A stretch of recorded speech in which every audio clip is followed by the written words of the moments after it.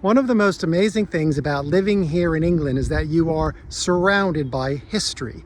And not just recent history, but properly old, ancient history.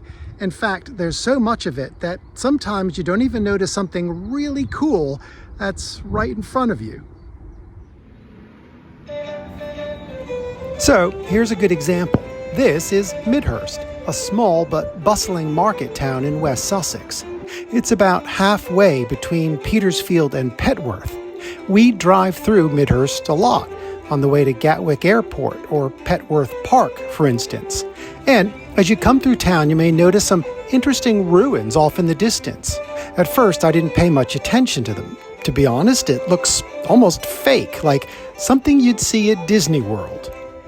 But then I remembered where I live and found out that this is what's left of Cowdray Castle, a once great and important Tudor house, famous for not only who stayed here, but for the legend of its demise.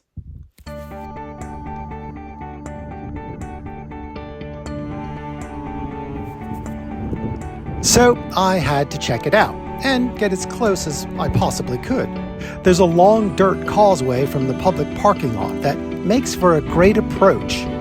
You cross over the River Rother, and there it is, Cowdray Castle, a once great country estate. It was acquired by one of King Henry VIII's old chums, William Fitzwilliam, in the early 1500s, and he began transforming this place into a very fancy and opulent Renaissance home, big enough and grand enough for royalty.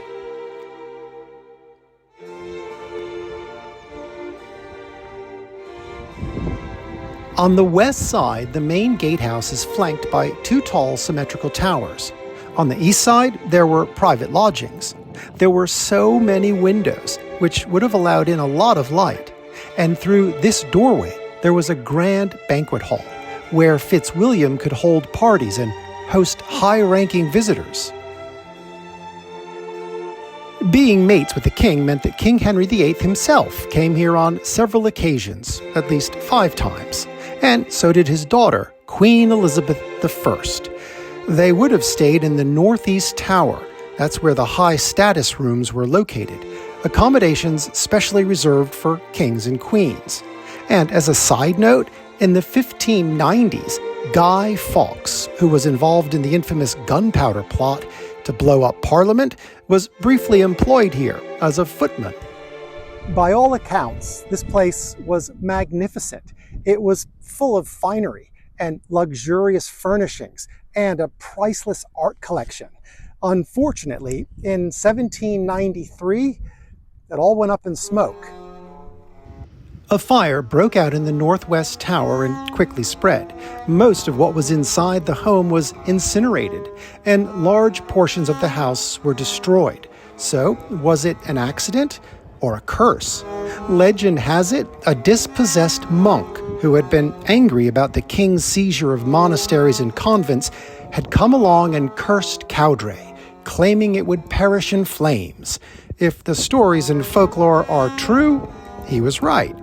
Cowdray was burned beyond repair and left deserted for decades, unoccupied and unrestored.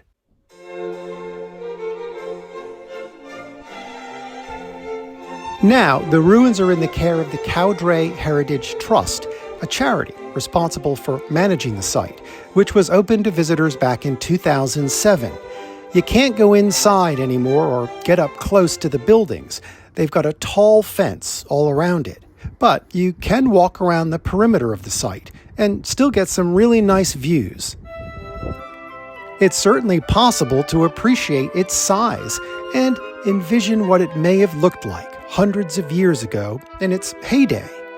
It's a little glimpse into Tudor architecture and what could be acquired through royal patronage. It's certainly a very good reminder that this is an old country, and there are so many places you can follow in the footsteps of kings and queens. Thanks for watching. I'll see you next time.